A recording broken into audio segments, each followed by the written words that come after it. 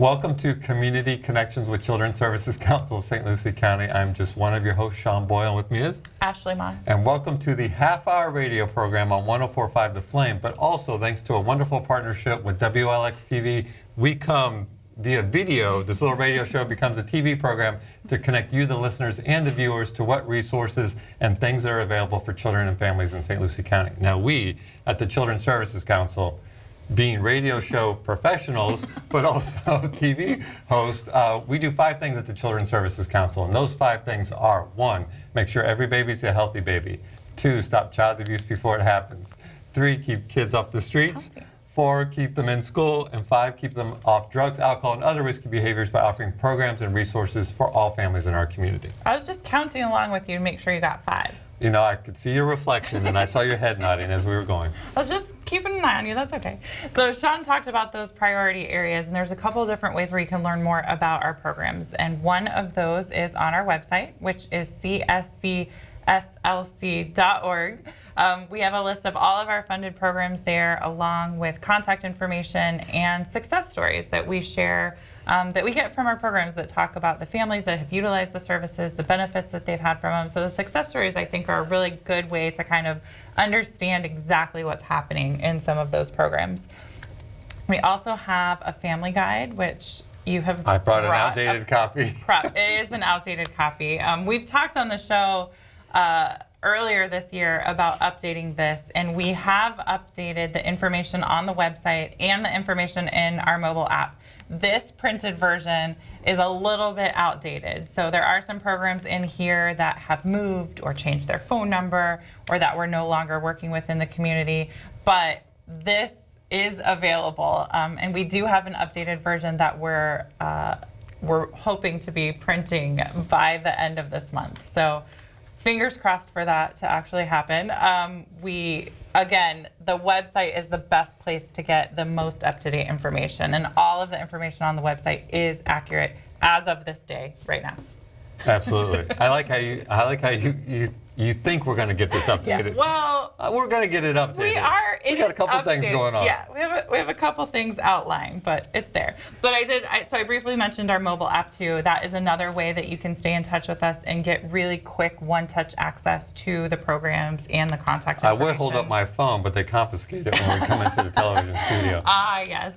But the mobile app is really great. It recently went through a big update, and it's just really easy to use. So if that's something, if you're out in the community and you're making a lot of recommendations to people about programs that you've heard about on the show or otherwise, the app is a really great way to share that information. And if you're like Sean, Ashley, you know, it's the 2000s. It's 2018s. I don't know why I said 2000s. It's 2018s. We are a connected world. We are a socially connected world. I don't have time to look at your flyer to go to your website. I want to learn that through my social network. We got you covered on that. We can do that too. We're on Facebook. Just like everybody you know, we are also on Facebook, but we post on Facebook every single day, or nearly every single day, whether it be resources, things that are upcoming, and or inspirational messages. But it's a good way to connect with us. And while we're joking about Facebook, and we're also on Instagram and Twitter, just for fun. But we do get a lot of people that outreach to us on Facebook. They either hear the show, they watch the show, and or hear the radio program, and they know they can connect with us. And they connect with us a lot of times after hours, messaging us whatever situation's going on. And I'm proud to say that we usually respond within an hour. We're usually pretty good, but it is a great way that if you've got a question about a program for one of your kids or your family or something, you can certainly reach out to us there, and we'll get you whatever information it is that you need. So prior to the taping of the show, I didn't tell you the story. Prior to the taping of the show, I had a cup of coffee, because, by the way, we're not live on the radio right now, because we're televising, or we're taping this TV show. I had a cup of coffee with a provider, one of our funded programs. A great provider and a great cup of coffee. And we were talking about what resources and what he was seeing in his after-school program. It was an after-school program. And he was seeing kids that had some behavior issues. He's seen some kids that were struggling with this and that. And he wanted to know how to connect them. Like, how do we make sure that those families get the resources that are needed? Because there are resources out there to help them. I say all that because that's the whole purpose of this show. Now, hopefully you're having a little bit of fun. And you're going to meet some wonderful guests that are waiting patiently, who ironically have almost the exact same name. But the whole point of this show, is to connect you, the viewer. So let's say you're a teacher, because we're on the education channel. We're going to talk about a resource, and you may be able to use that resource immediately in your classroom, and or let's say you're listening to on the radio program, and you're like, Sean, I don't have any kids in this community. But we are a connected community, right? So if you're at a congregation, or if you're at the water cooler, people still hang out at the water cooler, debatable. If you're at the water cooler and somebody's talking about, oh, you know, my children need health insurance, you'll know that there's kid care available in the community because you listen and or watch this show, and you are becoming educated so that you can better connect the people in our community. It's very simple. Can you tell that cup of coffee had a lot of caffeine? I'm just putting that out there. I know where you went, and I know what kind of coffee you had, so I got you. But that is a great reminder to everyone that, you know, we have great programs and resources available in our community, but they're only as good as the people who utilize them. Right. So we encourage all of you to pay attention and learn because about we them. fund all these programs, we connect people, and then if we find out there's no place to connect them, then we have conversations about bringing that resource into our community. Yes, and we do that Yes, from time to time. that's what we do. So it is sort of, we're in the holiday season now. I feel like we're in it I already. know, we're going to break into carols anytime now. No, we're not doing that. But we do have a really fun event that we get to do every year. Our Sounds of the Season holiday concert is coming up on Friday, December 21st. We have a great lineup of programs this year. Some that, if you've been to the concert before, will be familiar to you. One that is new, which is exciting. But the kids are already working really hard on their performances. We know it's going to be a great time. The tickets should be available the very last week of November or the first week of December. The concert is a little later this year than we've had it in years past, and that's because the kids are in school all the way through the 21st, so that's actually the last day they get out before the holiday.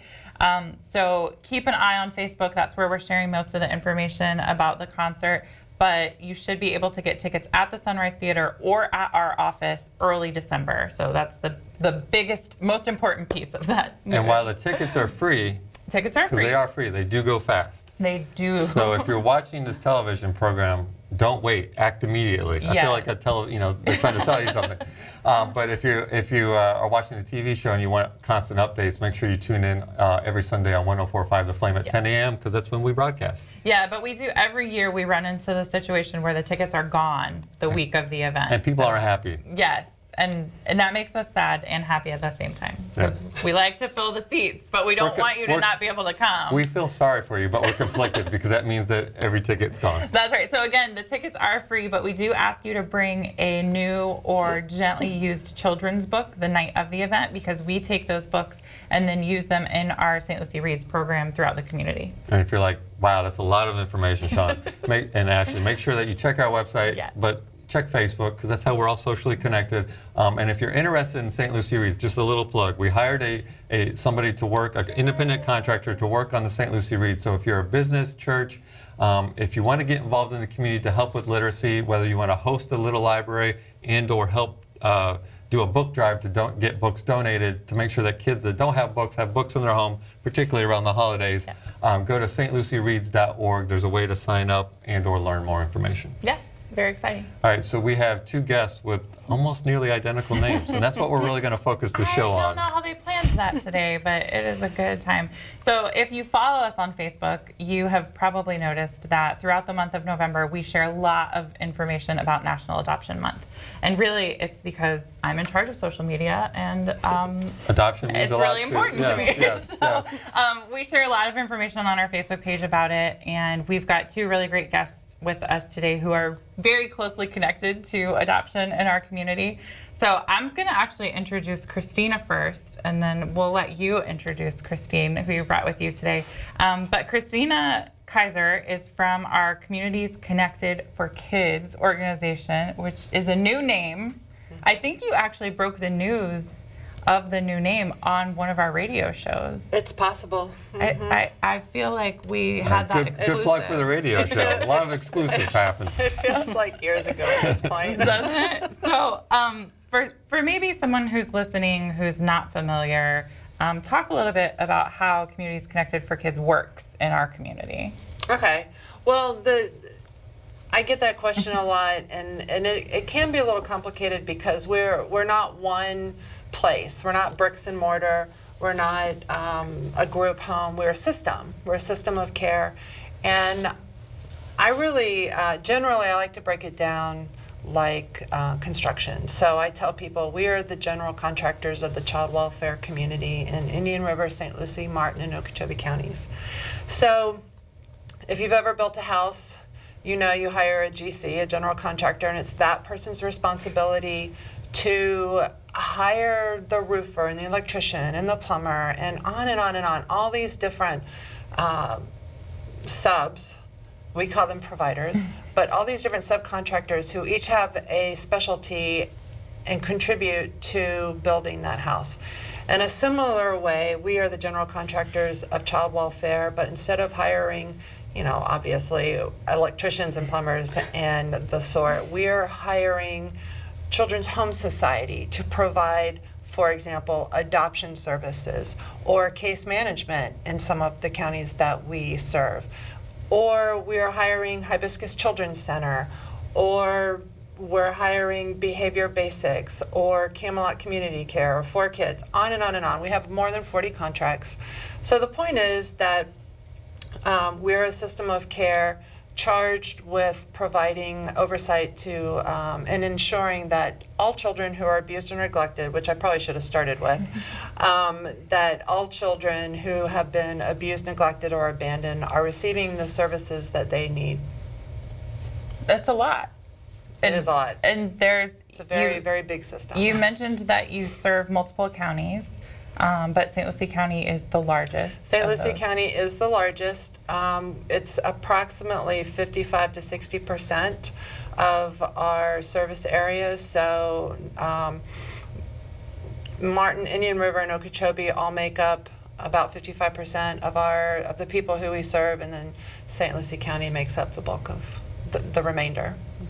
So we've had guests that have talked about child abuse and child abuse prevention, but just so that our listeners and viewers know, you work with and you subcontract with, glad none of them are actual electricians, but I do like the example, but for children that are abused or neglected that come into the system, so to no fault of their own, they're either neglected or abused, the Department of Children and Families goes and investigates, realizes or comes to the point where this family needs services to learn how to properly parent their child, if you will. Sometimes remove the child from the home, and then you kind of take over to make sure that that child gets the needed services to, one, either be reunified with the parent, now that the parent understands the skills and the responsibilities, and or for those parents that just can't, it's just not going to happen, whether the parent's rights terminate or for whatever reason, you make sure that those children find a forever home if it can't be their biological parents. That is a true statement. Okay. And I want to also add that the majority of children do go home. Actually, the majority of children never leave home. We plug services into the home, serve the children where they live, and those.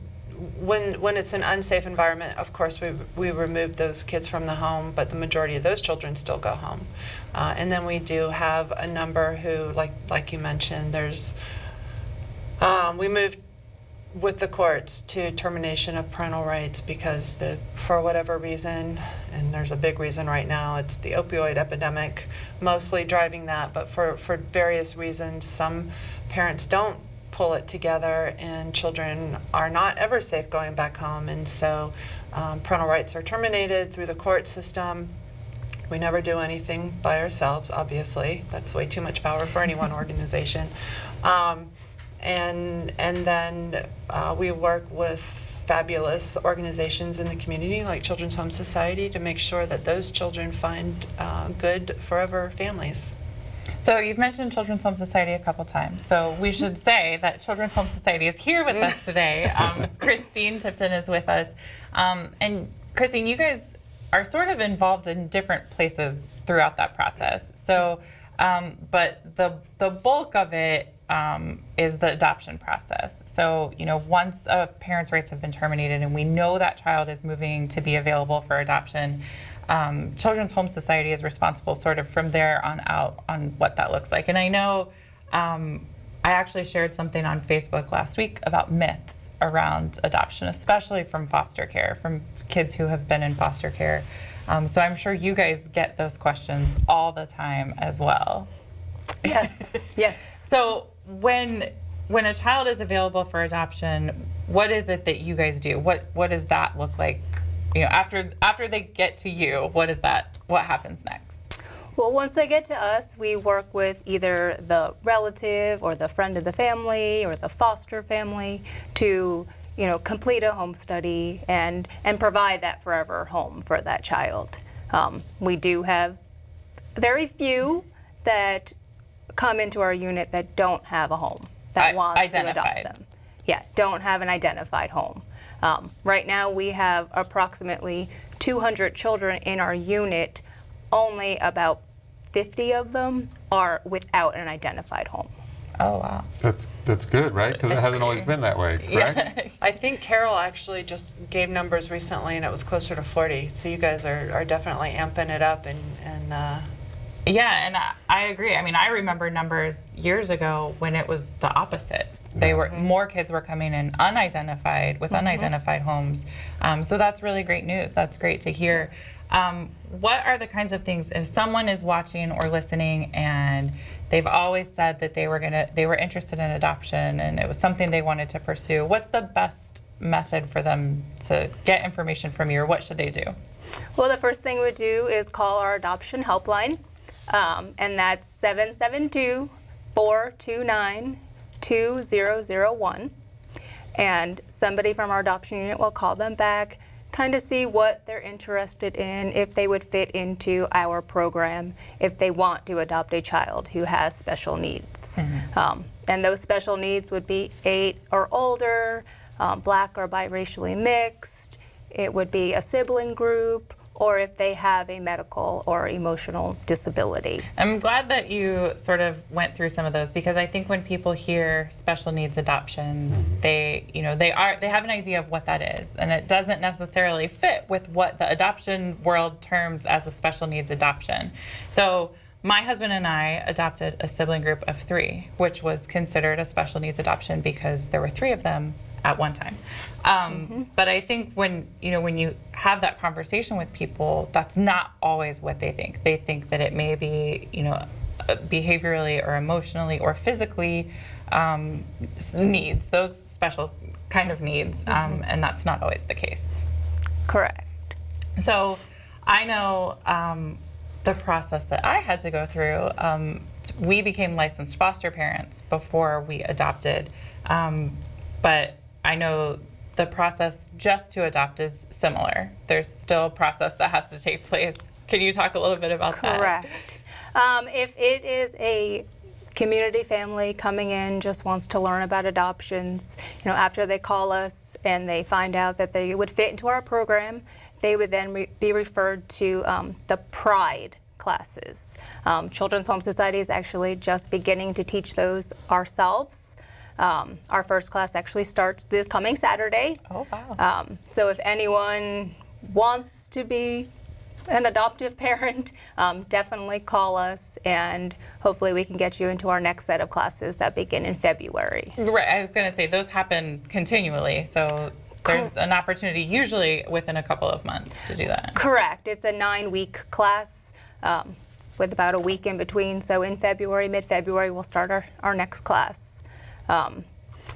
Once they go through the classes, if they finish, then we start the home study process, which is you have to tell us about your entire life. That's true. A lot of people don't like that. They don't understand that.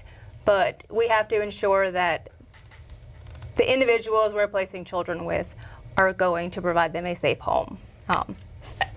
You're right, and I feel like that's one of the things when you talk to people about adoption, that's one of those hang-ups I think that people might have, that's too invasive.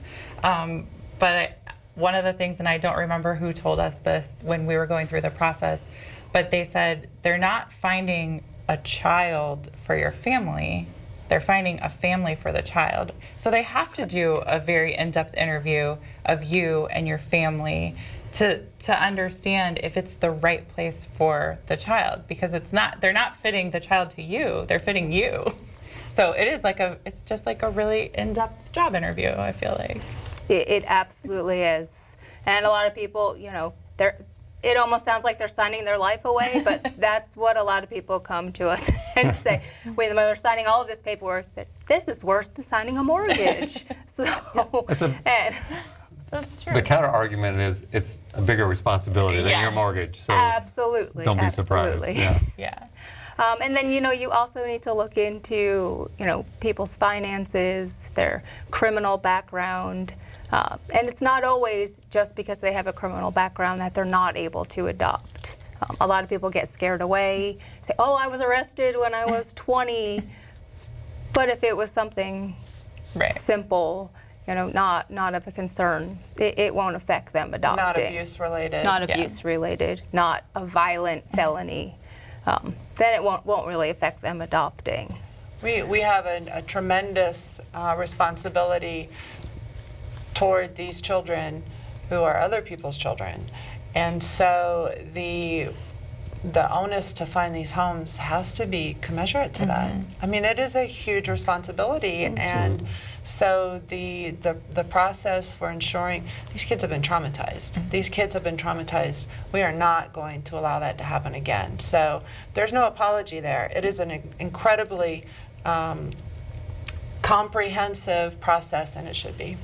So Ashley, I know on our show and in real life, which is both, right? So I know you've talked a lot about your story, how you became a foster parent and then adopted. And you just mentioned that there were 300 kids, up for adoption, but all but 40 of them are, already kind of lined up. So I'm just curious, for those that are interested, is it best to become a foster parent and then adopt, or is it best just to go straight for the adoption? I'll let Christine answer, and then I'll tell you what I think about that. Yeah, you're probably going to get different answers depending on who you. And I'll tell you why. That's why I asked the question. I'll tell you why, as a community-based care organization, we discourage that. It's not that we discourage. What we discourage is what once was called foster to adopt. And what happens when you get people who become foster parents, who are only there because they want to find that perfect child, or maybe not that perfect child. They're there because they want to find a child. It's a basic need that I think most of us have, right? But what happens is it gunks the works, right? In the foster care system, as I said before, the majority of children go back home. And they go back home successfully because of the services that are being provided to the home. So what we need is a network of homes that are there to help in the process of getting children ready to go back home. And when we have a network full of homes that are only there to adopt a child, what happens is we start making calls. We have this sibling set of 3 children. They really need a home. They've been brought in. Sorry, can't take them. Looking for an adopted kid. Or, and on and on and on. So we actually did find ourselves in a position several years ago where it looked like we had all these foster homes, and we didn't. We didn't, because we had so many homes that were tied up, not taking children, because they were waiting for. Now, on the other hand, we have a lot of those foster homes do end up adopting, because we're human beings, right? We fall in love with the children who come into our homes. And we want those children. Those children need homes. So we celebrate that. We're celebrating that all this month, National Adoption Month. So there are a couple different ways. It's really one of those things, I think, that you have to approach with sensitivity for both the needs of the system and the children. The children who need to go back home, but also for the families who are looking to do what comes easily for a lot of people and not so easily for other people. I think, too, one of the things that I found really interesting when we started our classes was that they went around the room and asked people, are you here to adopt? Are you here to foster? Like, what's your intention? And there were several people in that class who said they just wanted to do adoption. By the end of that class, after they had sort of explained the process and the need of the children in care, they were all foster parents. All on board. Yeah, and I think that's important. I mean, I think you get to that place because you have a heart to care for kids. Mm-hmm. and you think that adoption is the right move for you, but once you learn about the need, it's really hard to say no to that, the issues that are there. So I do think that there's a lot of misinformation that's out there, which is why we talk about it all the time. I talk about it all the time. But I think it's great that we've got organizations like Communities Connected for Kids and Children's Home Society and all of our child placing agencies that work to make sure that system is working to benefit the kids in care, not just everybody involved, really. So thank you for coming and sharing that information with us. We're going to continue to talk about it because I'm here and I get to do what I want. But, you have been an incredible ambassador for the entire system of care, for children in care, for the caregivers who care for them, and for all of us professionals. And so I thank you on behalf of Communities Connected for Kids. Well, thank you for that. I do. I talk about it all the time, and I feel like at least probably once a month, somebody sends a Facebook message or a text or a question about becoming a foster parent. I think the foster parents in our community are some of the greatest people in the world. A lot of them who do the hard work between the removal and the adoption or the reunification with their family is just, it's awesome what they're able to do. So thank you both for coming and sharing that information with us. I don't know, Christine, do you want to give the number to Children's Home Society one more time? So if anybody's interested in learning more, they can get in touch with you guys. Sure, it's 772-429-2001. And you can leave a message, right, if someone doesn't answer? You would have to leave a message. It is not a manned phone, so when you get the voicemail, please leave a message. It's the only way you'll get a call back. And you have an event coming up this Saturday. And we have our National Adoption Month event, yes, coming up this Saturday at St. Lucie Lanes from 4 to 8. We have free event. Shared on Facebook, so if anybody's interested, they can go find more information about it there. And it is National Adoption Month, It and you is. do have kids that are waiting to be adopted. So if you're watching the show and you've thought about it, because usually, you have to be touched a couple of different times, it kind of sits in your head a little bit, you make that call, please call, again, 429-2001. And because we briefly talked about it, there is a need for foster parents. Yes. To be advocates for the children and the families to make sure that they can get reunified. And can they call you about that? They can. They can call the 873-7800 number. Say that one more time slower. 873-7800. And I do know that you have done a great job with multiple partners to increase the number of foster parents, but there's always still the need to make sure that there's somewhere for that child to go, particularly to stay in their community, to be able to go to their school, to be able to stay with their siblings. Unfortunately, I don't think there will ever be enough. Right. So if you have it in your heart, please come forward. We need you. All right, it's a National Adoption Month. Stay tuned to the radio program on 104.5 The Flame Sundays at 10 because we're going to interview Ashley about her experience. Thank you for watching and listening. Remember, it's our children, our community, our future. She didn't know about that. We're all in this together. We'll see you next time.